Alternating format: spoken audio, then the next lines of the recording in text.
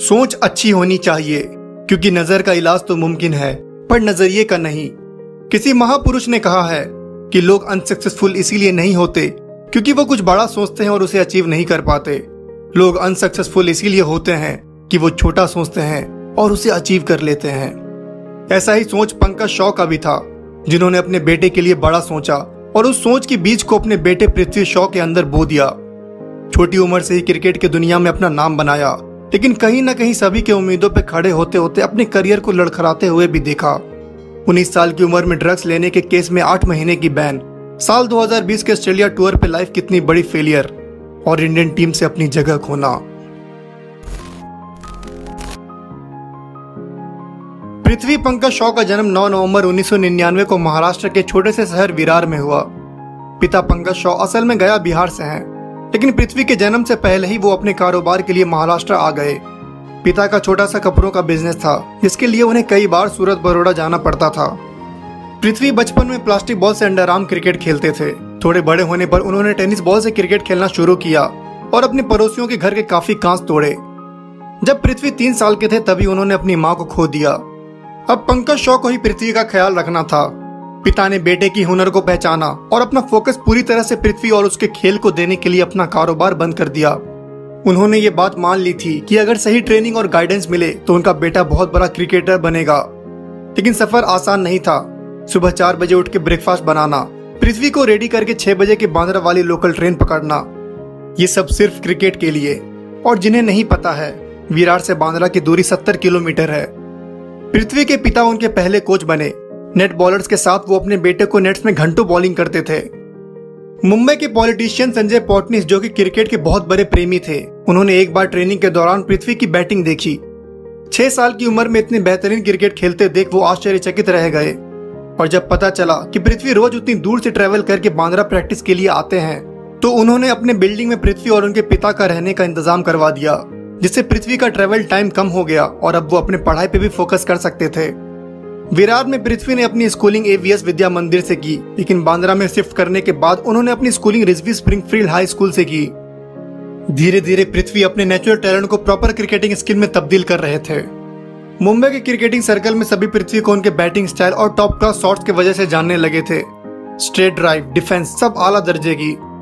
वो क्लब के किसी भी फास्ट बॉलर्स के सामने बैटिंग कर सकते थे। अपने से उम्र और कद दोनों में 2 गुने बड़े बॉलर्स के पसीने छुड़ा देते थे। 8 साल की उम्र में अपने कप्तानी में स्कूल टीम को 3 चैंपियनशिप जिताए। उनके स्कूल के कोच राजू पाठक बताते हैं कि पृथ्वी मैचेस के बाद देर तक अपने प्रैक्टिस के लिए रुकते थे। उस उम्र में जब बच्चे अपने दोस्तों के साथ बिंदास इधर उधर खेलते थे, पृथ्वी का वही एक tight schedule, morning practice, fitness camp, swimming, lunch, थोड़े से रेस्ट के लिए घर आना, 6:30 बजे तक इवनिंग प्रैक्टिस, डिनर, फिर नाइट मैच, देर रात 1 बजे तक। लेकिन पृथ्वी ने एक दिन भी ब्रेक नहीं लिया, ना ही कंप्लेन किया। साल 2010 में नीलेश कुलकर्णी की नजर पृथ्वी शॉ पर पड़ी। वो पृथ्वी की बैटिंग से इंप्रेस हुए और उन्होंने अपने स्पोर्ट्स मैनेजमेंट कंपनी में शॉ को शामिल कर लिया, जिससे शॉ को और बेहतर ट्रेनिंग मिले। साल 2012 में डॉक्टर समीर पाठक और John Wilson young Indian players को इंग्लैंड इंग्लिश कंडीशन में ट्रेनिंग करने के लिए भेज रहे थे।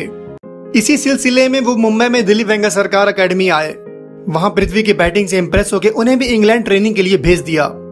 वहां पृथ्वी ने ढेर सारे रन्स मारे और अपने ऑफ स्पिन से काफी विकेट्स लिए।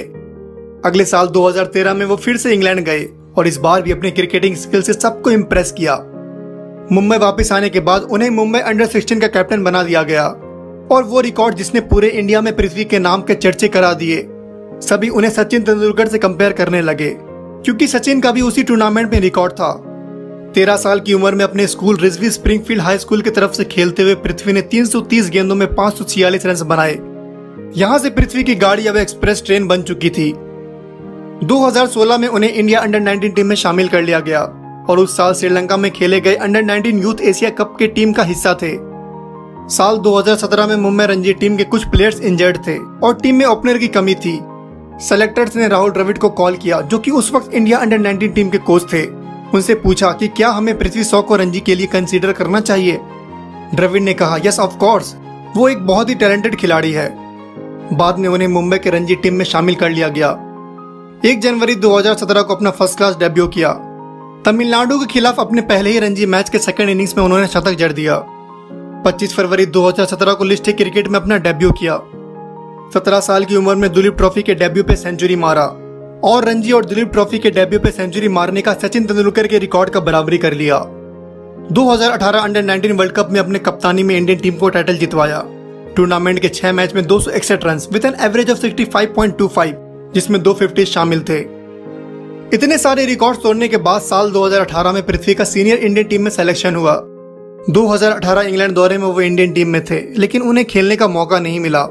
उसी साल वेस्ट इंडीज के खिलाफ होम टूर में मयंक अग्रवाल के साथ उनका भी टेस्ट टीम में सिलेक्शन हुआ और 28 साल के मयंक अग्रवाल के आगे 18 साल की पृथ्वी शॉ को मौका मिला और इस मौके को उन्होंने दोनों हाथों से बटोरा। राजकोट में हुए अपने डेब्यू मैच पे ही उन्होंने सेंचुरी जड़ दिया और ऐसा करने वाले वो यंगेस्ट इंडियन बन गए। पूरी क्रिकेटिंग वर्ल्ड पृथ्वी को सचिन से कंपेयर करने लगी और कहीं ना कहीं लोगों की उम्मीदों पे खड़े होने में पृथ्वी का करियर थोड़ा सा लड़खड़ा गया। आईपीएल 2018 में दिल्ली कैपिटल्स ने पृथ्वी शॉ को अपनी टीम में शामिल कर लिया। जुलाई 2019 में बीसीसीआई ने पृथ्वी शॉ को डोपिंग वायलेशन के केस में 8 महीने के लिए सस्पेंड कर दिया। असल में जो कफ सिरप उन्होंने पिया था उसमें टर्बिटुलिन नाम का एक ड्रग था जो वाडा के प्रोहिबिटेड लिस्ट में आता है। 8 महीने की सस्पेंशन और 2020 के लॉकडाउन में उन्हें एक्चुअल मैचेस खेलने को नहीं मिले, लेकिन 2020 विजय हजारे ट्रॉफी में वो हाईएस्ट रन स्कोरर थे। टूर्नामेंट के 8 मैच में उन्होंने 827 रन बनाए with an staggering average of 165.40, जिसमें एक दोहरा शतक, 4 शतक और एक अर्धशतक शामिल थे। 2020 ऑस्ट्रेलिया टूर के लिए उन्हें टीम में शामिल किया गया। टूर के पहले मैच के दोनों इनिंग्स में पृथ्वी क्लीन बोल्ड हो गए और टूर के बाकी मैचेस में उन्हें टीम से बाहर रहना पड़ा। फैंस और कई दिग्गज खिलाड़ी उनकी टेक्निक पे सवाल उठाने लगे। वो दौर पृथ्वी का सबसे बुरा वक्त था। वो रूम में जाके रोने लगे। 20 साल की उम्र में पहली बार उन्हें अपने आप पे डाउट हुआ। द ग्रेट सचिन तेंदुलकर ने पृथ्वी को समझाया और उसके बाद पृथ्वी ने हार्डवर्क किया, क्योंकि वो जानते हैं हार्डवर्क बीट्स टैलेंट। उनके पास टैलेंट तो है, लेकिन अपने हार्डवर्क से अब वो इंडियन टीम में कमबैक करने के लिए तैयार हैं। तो ये थी कहानी एक ऐसे खिलाड़ी की जिसने बचपन से ही क्रिकेट के लिए जिया और आज उस मुकाम पे है जहां से लोग उन्हें देख के एडमायर करते हैं। पिता ने अपनी सोच अपने बेटे के अंदर बो दिया और वो बेटा आज पूरी देश और दुनिया में अपना नाम बना रहा है।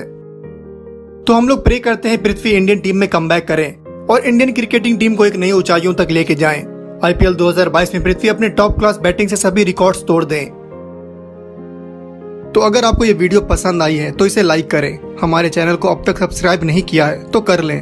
मिलते हैं अगले वीडियो में, तब तक के लिए ख्याल रखें अपना और अपनों का।